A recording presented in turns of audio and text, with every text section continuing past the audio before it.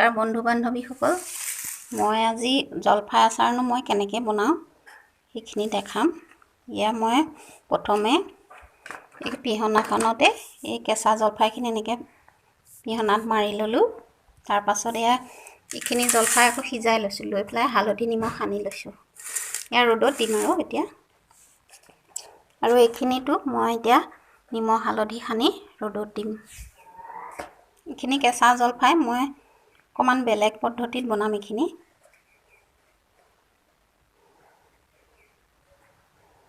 চাওকচোন, মই হালধি দিছোঁ ইয়াতে আৰু এতিয়া অলপ নিমখ দিম। অলপ নিমখ দিছোঁ। নিমখখিনি দি মই এইখিনি ভালকৈ সানি লৈ ৰ'দত দিম। তাৰপিছত আৰু মই তেলত দিয়া সময়ত তেতিয়া দেখাম। এতিয়া মই ৰ'দত দি শুকুৱাম এইখিনি। এই উঠনি কাটি পেলাই যে মই ৰ'দত দিছিলোঁ, সেয়া জলফাইখিনি ইমান ধুনীয়াকৈ শুকাই গ'ল। ধুনীয়াকৈ শুকাইছে। এতিয়া মই ইয়াত তেলত দিম আৰু মছলাখিনি ৰেডি কৰিম। এইখিনি জলফাই শুকাই গ'ল ধুনীয়াকৈ। আৰু এতিয়া মই মছলাখিনি ৰেডি কৰিম। অকণমান ভাজি ল'ম মছলাখিনি। কেৰাহীটো গৰম কৰিছোঁ। কেইটামান জলকীয়া, শুকান জলকীয়া ভাজি ল'ম প্ৰথমতে।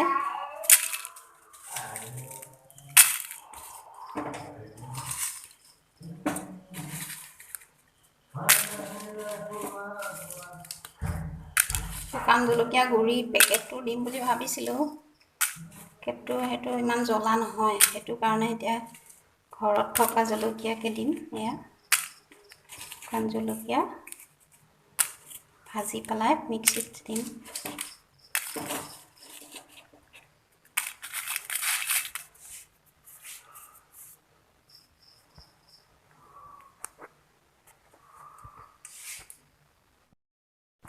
এইকেইটা ভজা হ'ব এতিয়া আৰু এইকেইটা নমাই ৰাখিম। তাৰপাছত আচাৰৰ কাৰণে মছলা ইয়াতে পাঁচফোৰণ হয়। ইয়াতে গোটেইখিনি মছলা আছে। ধনিয়া গুটি আছে ইয়াতে, আৰু মেথি গুটি আছে, তাৰপাছত জনি গুটি আছে ইয়াতে।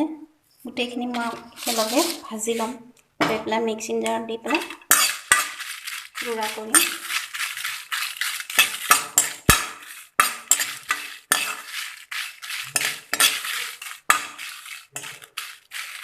এইকেইটা হৈ গৈছে। এইকেইটা নমাই ৰাখিম মই।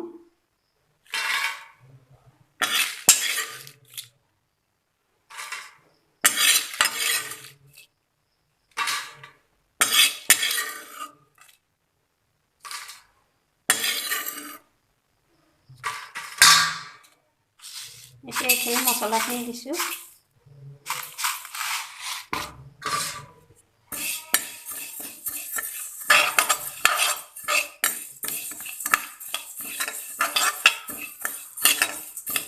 এইখিনি বেছি সময় নাভাজো, অকণমান ৰঙচুৱা হ'লেই নমাই দিম।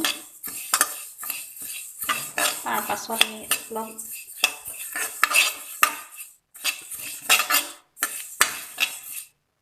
ৰঙা হ'লেই নমাই থ'ম।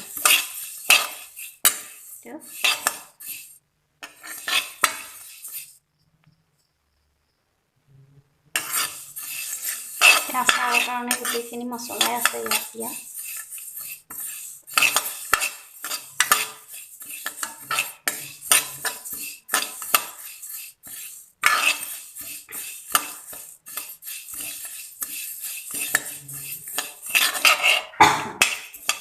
কাশ্মীৰী লাল মিৰ্চ পাউডাৰটো দিব লাগিব ইয়াত। আনিব দিছিলোঁ, আনিলে। গতিকে মই পিছতে দিম আৰু কালাৰৰ কাৰণে। আজি মই এনেকৈয়ে বনাই ৰাখিম এইটো আচাৰখিনি।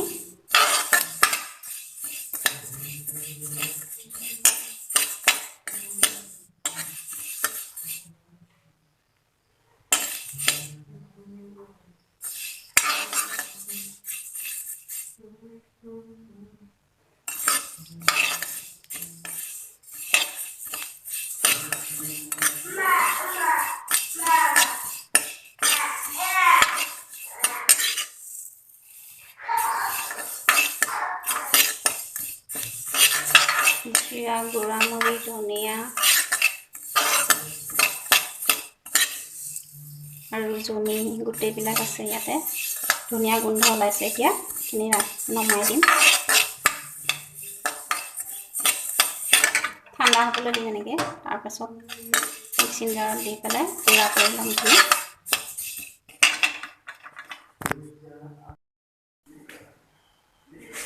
এতিয়া মই চলনি কচ্চি ঘানি মিঠাতেলটো ব্যৱহাৰ কৰিম ইয়াত। কেৰাহী পাতি থৈছোঁ ইয়াত। যিখিনি কেঁচাই মই পিহনাত মাৰি থৈছিলোঁ সেইখিনি মই ইয়াতে ভাজি ল'ম অকণমান।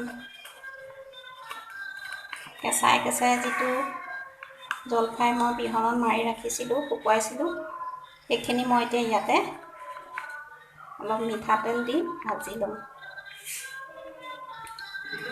এইটো মই আধা লিটাৰ লৈছোঁ তেল, চলনি তেলটো।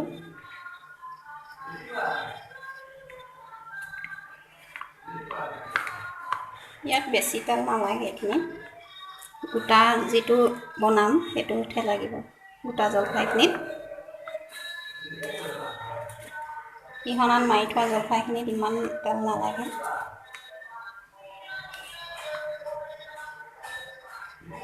পিছত অলপ দিম আৰু মছলাখিনি মই অকণমান গৰম কৰি ল'ম।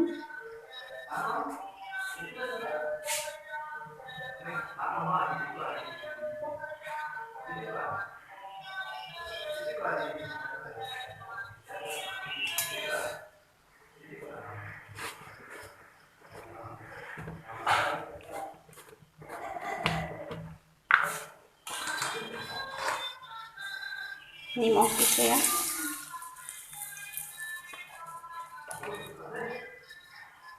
হালধি অলপ দিছোঁ।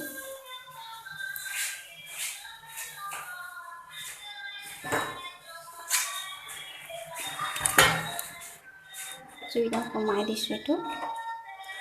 এতিয়া এইখিনি ইয়াতে দি দিম।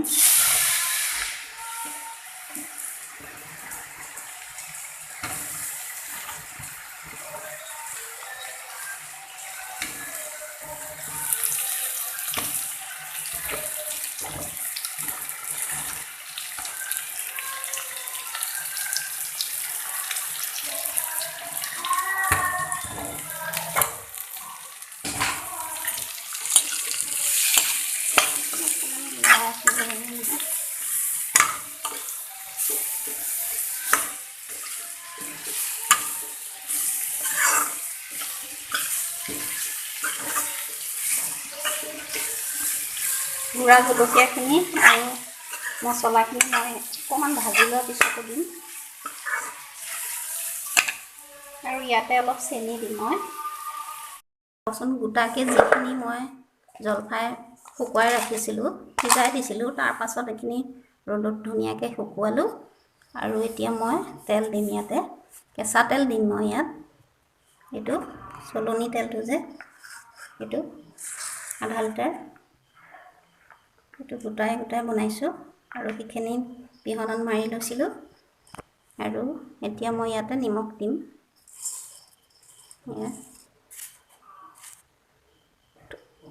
ৰ'দত দিওঁতেও সানি ৰাখিছিলোঁ এইটো ইয়াতে জলফাই।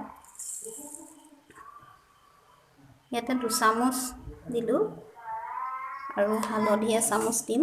2 চামুচ নিমখ দিলোঁ আৰু এচামুচ হালধি দিছোঁ।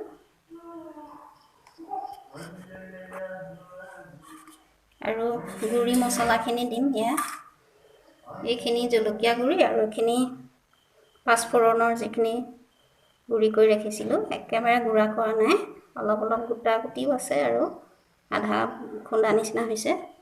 এইখিনি ইয়াতে দি দিম এতিয়া, জলকীয়া আৰু মছলাখিনি।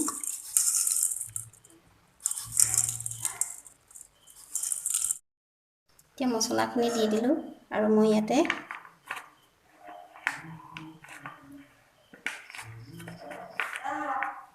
কেঁচা তেল দিম। মই গৰম কৰা নাই, তেল ডাইৰেক্ট দিছোঁ, পেকেটৰ পৰা ঢালি দিছোঁ।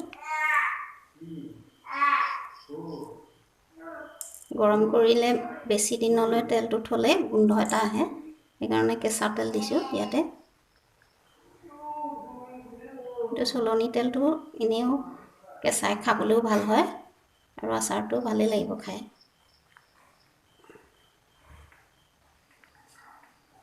আধা লিটাৰ দিছোঁ, তাতে অলপহে দিলোঁ আৰু আগতে বনোৱাখিনিত অলপ দিছোঁ। ইয়াতে আধা লিটাৰ তেল দিছোঁ মই।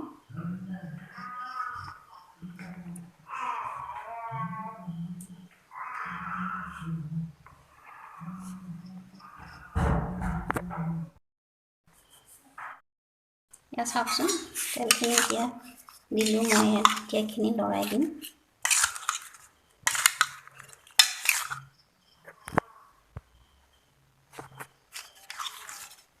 ভালকৈ তেল মছলা নিমখ হালধি গোটেইখিনি মিলাই দিম।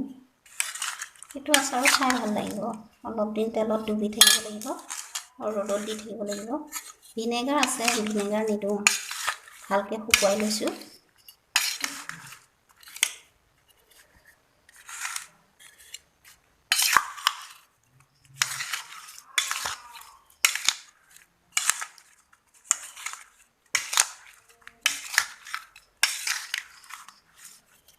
চাওকচোন এইখিনি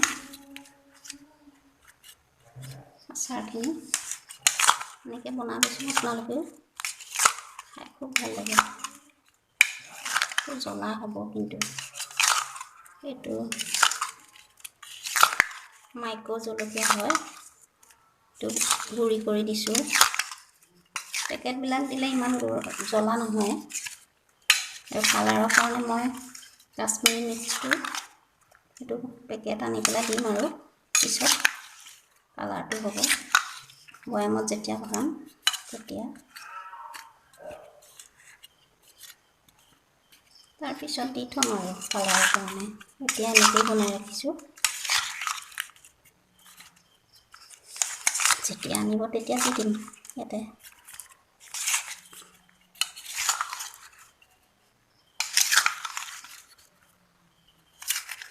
মিহলি হৈ গ'ল।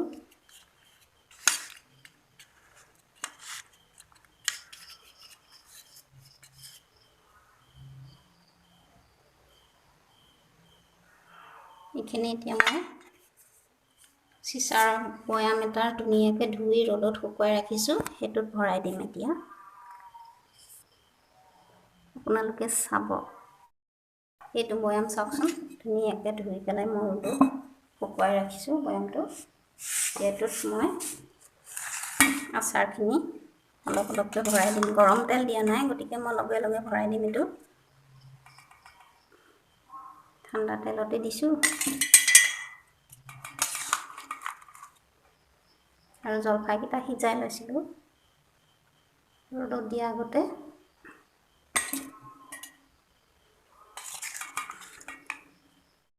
চাওকচোন, এইখিনি ভৰাই হৈ গ'ল বৈয়ামত।